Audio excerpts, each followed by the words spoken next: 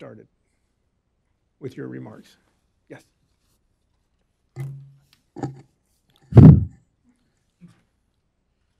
Okay, thank you all. I'm very happy and feel honored to give the chance to introduce myself. Uh, First of all, I'm a Rohingya. I am an elected parliamentarian of 1990 elections. Presently, I am heading a registered political party in the name of Democracy and Human Rights Party. Last April, I was in the discussion rooms with UN Security Council in our Naypyidaw. There, I think I saw Ambassador Kelly. I don't know she remember me or not.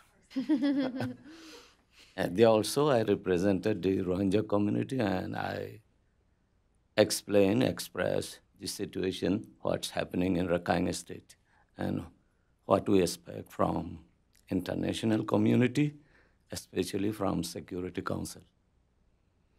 Okay, secondly, I want to introduce who Rohingya really is, because Myanmar governments and our sisterly community, the Rakhine peoples in Rakhine states, do not recognize us.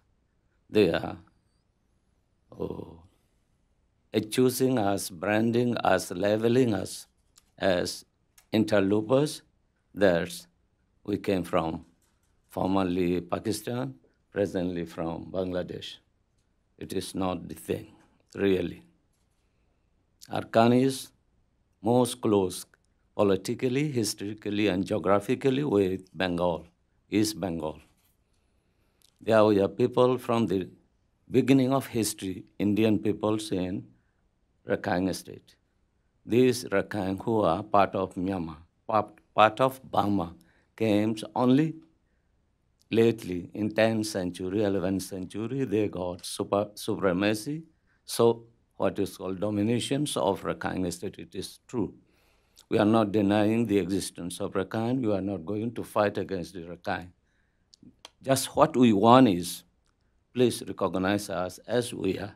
Don't blame us to be from foreign country. Uh, According to geopolitical situations of Myanmar, in the eastern border, there are a lot of communities who are affiliated with Chinese. They are culturally, linguistically, they are Chinese. In the Thai border, there are Chinese, Thai peoples in Myanmar. In our country, we call them Shan. They are similar to the Thai peoples in their south. In the western border, they are Chin, Kachin. They have their majority peoples in India and China. The same logic is true in Rakhine State. Arkan is separated from Myanmar with Rakhine Yuma mountain range, a big range. You cannot cross it easily. So Arkan's relationship in ancient time was with India and Bengal. So there are a lot of people, not a lot of peoples, all minority races in Rakhine State speak a sort of Bengali dialect, not similar to Bengali, but it is nearer and closer to Bengali dialect. All the communication language, especially in the time of Rakhine period and British period, was Rohingya language. It was lingua franca of Rakhine State. So there was uh, Arkans and Chittagong area were under the same rule, under the same sovereignty for many, many centuries. People there were free to settle wherever they like. They can choose their settlement anywhere in Bengal or Rakhine. So all minorities present in Rakhine have their mainstream population in Bangladesh. They are culturally the same. All are recognized as Myanmar ethnic people, so-called indigenous people, so-called among the 130 national races, except Rohingya. There is a reason, there is a conspiracy behind this logic. Rohingya should also be a border people who are in Rakhine State as well as in Bangladesh. Most Rohingya in Bangladesh are integrated with Bengalis, Chittagonian. Why? They are culturally, religiously very the same you can call. So their integrations with Chittagonian or Bengali are very easier. You cannot distinguish a community as a Rohingya in Bangladesh at present. But in British census, there were a community in the name of Rohingya in Bengal. So these Rohingyas are also in Rakhine State. Presently, especially the military governments and Aung San Suu Kyi's government do not want to recognize these Rohingyas. But the real factual thing is Myanmar independence father, Aung San, recognized Rohingya as an ethnic group, and he allowed the Rohingya to represent in his 1947 Constitutional Assembly. After then, until 1982 new citizenship law, Rohingya were allowed to take part in all national elections. There were about 8 national elections before 1990. In all elections, Rohingyas were allowed to vote as well as to contest in the elections. There were Rohingya minister. There were minister from Rohingya community and Rohingya parliamentarian.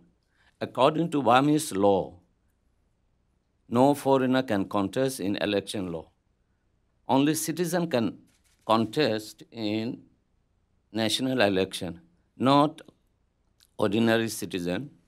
A citizen whose parents are also Burmese citizen can only contest in the election.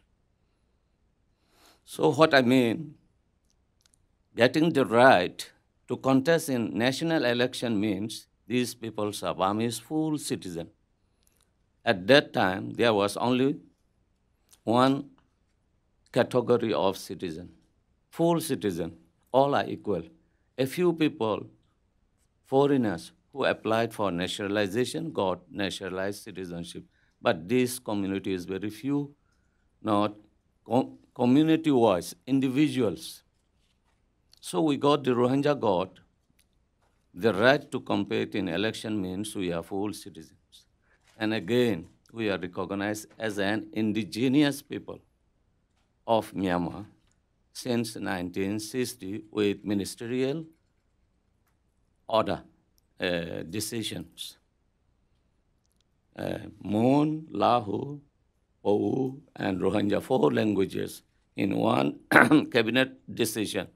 One decision, 4 languages as national languages to relay from Myanmar Broadcasting Service, BBS. At that time, there was only one relay station, radio station in Myanmar. It was official government control.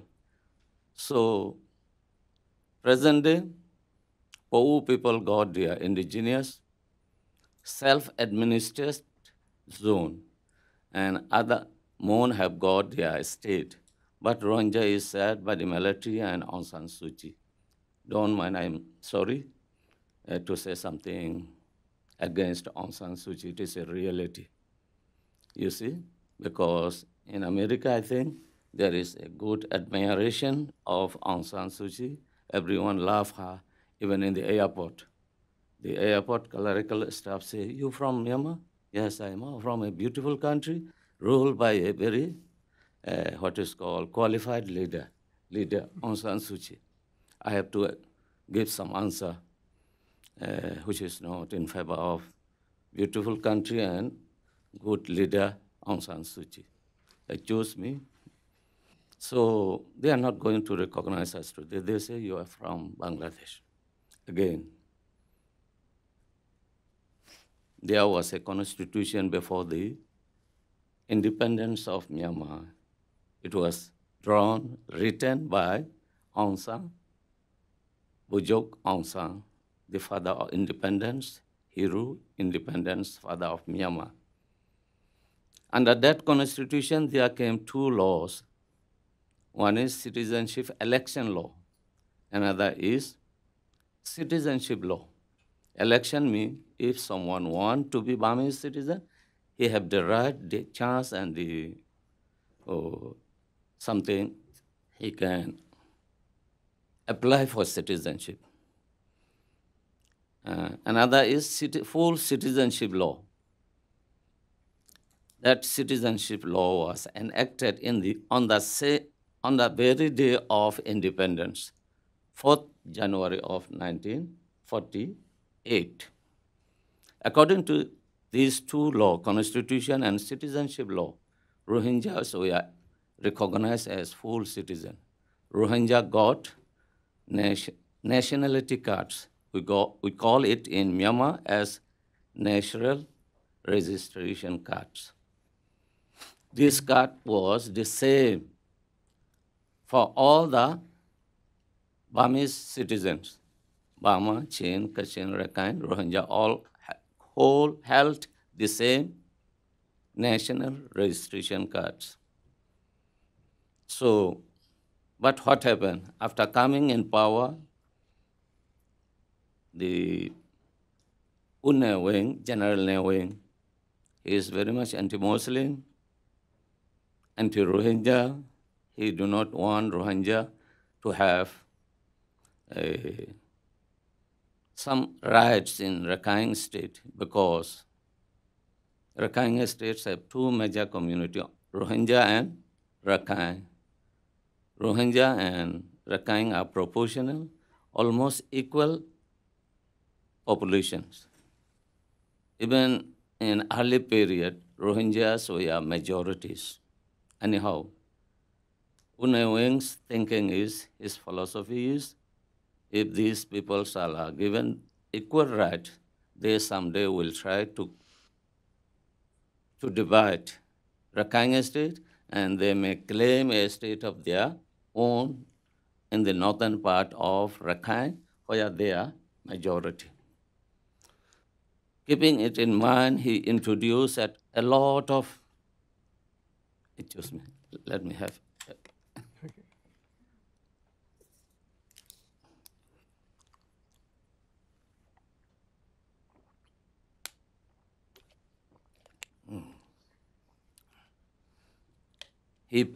Unewing passed a lot of discriminatory laws and instruction. There are a lot of Jim Crow law, I think you call in America. There are a lot of Jim Crow law and instruction to discriminate, to what you will call marginalize this Rohingya community. Among them, 1982 law is one. We have already a citizenship law in 1948. Why we need another new citizenship law? It was just to strip of Rohingyas citizenship. The reason behind this new citizenship law was there was an exodus of refugees in 1978, nearly 300,000. First, Myanmar government denied them to be Myanmar citizen, Myanmar residents even. They choose them to be fresh Bangladeshi. They denied to receive them, to accept them back for some reasons, especially known to them, I think because of international pressure. Why? All the refugees in the Bangladesh camps could show Burma nationality cards that I call national registration cards. Every family, every elderly people can show it there. So international community pressed Myanmar government to accept that reality, that these peoples are not Bangladeshi, they are from Myanmar citizen. Myanmar government have obligation to accept them back. Unewings was politically enlightened leader, not only military. So he understands the complications of this issue, and he received all the refugees and resettled them in their original places. What he thought, these so-called national registration card is a trouble for us. We cannot discriminate them. We cannot marginalize them. We cannot persecute them. So we need a new citizenship law. Can I go on? Yeah, please, maybe if you could finish, and then we'll, make this a Okay, couple more okay, thank sentences, and then we'll move on and try to get to Q&A. So he had deliberated on a new law which will strip of Rohingya their citizenship. So 1982 law is just enacted by UNEWIN's a special order. It was against the international norms and standards. Even it was against the 1974 Constitution of Myanmar. In 1974, there was a new constitution in Myanmar that was what you will call socialized, to be in conformity with socialist socio-economic order. Even this 1982 citizenship law is against, not in conformity with the 74 Constitution. That is why this was not implemented, this was not enforced until 1990, when the Constitution was banned by new military leaders who got power in a coup d'etat. So the present crisis is not the recognizing Rohingya as Burmese citizen, just to restoring their original citizenship they enjoyed for for the last 60, 70 years after independence. Okay. Again, I'll finish. Okay. There may be some Burmese or Arkanis. I came for a visiting purpose here. I have to go back. I'm not going to exaggerate or to condemn my government. I don't want to be biased against them. What I am telling is a part of truth. I cannot say all the truth here because it will be harmful for me to go back. In a few weeks, I'm going back. I have some duties there. What today happening is just not only ethnic cleansing. To cleanse the people, they have committed crimes against humanity. In unhuman things they exercise for long, long decades. Finally, their international community, specialist experts and human rights organizations already have issued their statement that it is genocide. Asian Parliamentarian Forum have said there are 43,000 parentless children in the present Bangladeshi camps. Again, MSF, an NGO,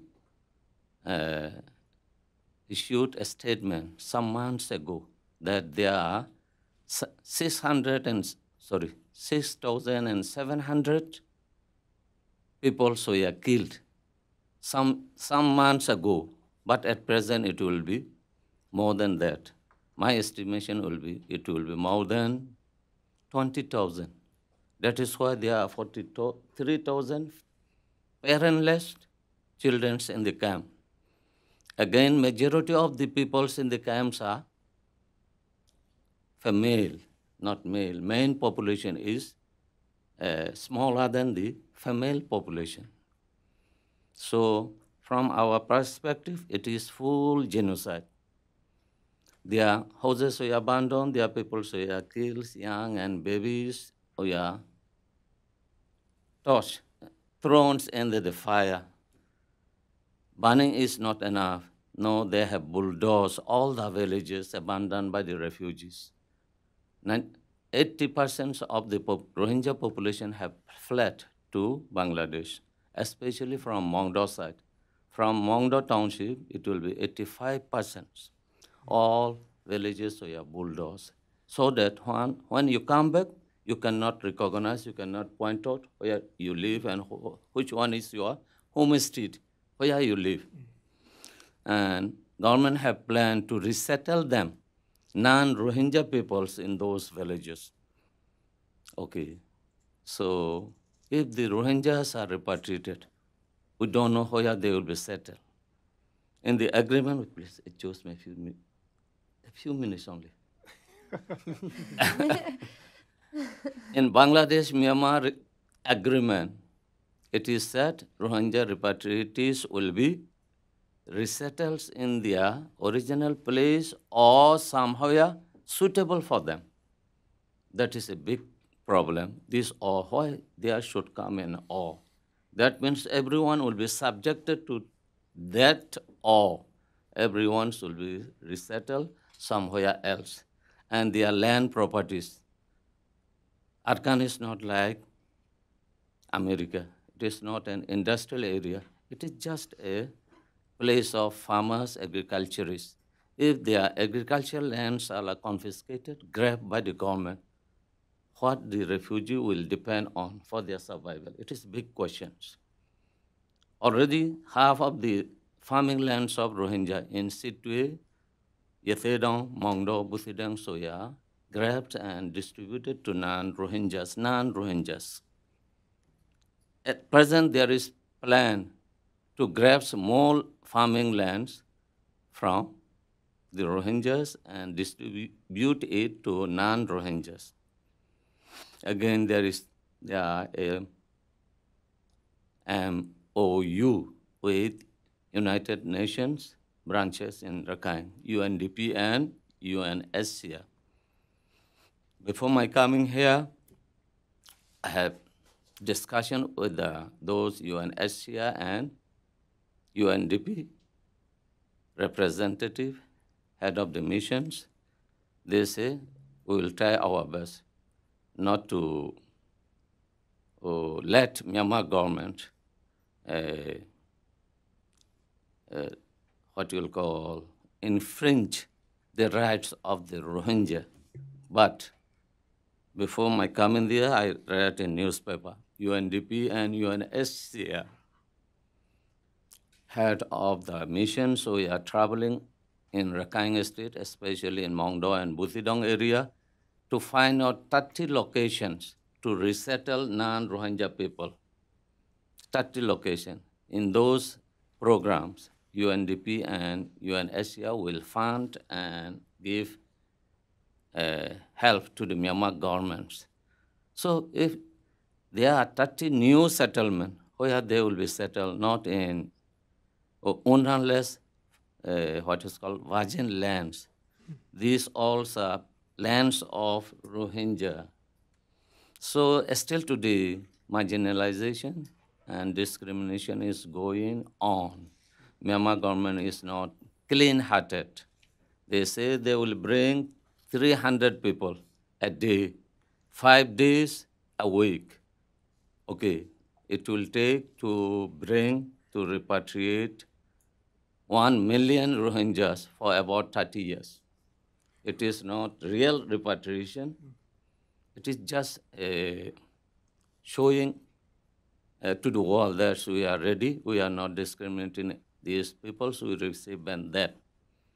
The main problem is in 1979, 78 refugee repatriation process, there was memorandum with United Nations, especially with UNSCR.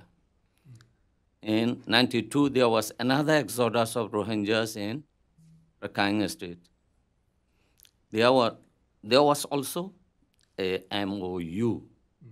In those MOUs, there were the phrases, the clauses that Rohingyas are Myanmar citizens. This might be a good chance to transfer. So because in you're this talking present about- MAU, there is no that words. That means only the peoples who reside in Myanmar will be repatriated. Once they came in Myanmar, they will be subjected to former persecution. So I think international community, especially United States, America, have an obligation to rescue these people, to salvage these people. Not to say it is just a humanitarian issue. It is a deeply rooted political issue that is uh, directed to the extinctions of a ethnic community. So That's a perfect place, because Amnesty International, that's Amnesty International's business, to focus on okay, that. okay, thank you much. My time is over. We'll have plenty of chances during the Q&A. Try to understand us, try to understand the Rakhine or Rohingya situation from the real, factual perspective. Thank you all. Thank you very much. That was terrific.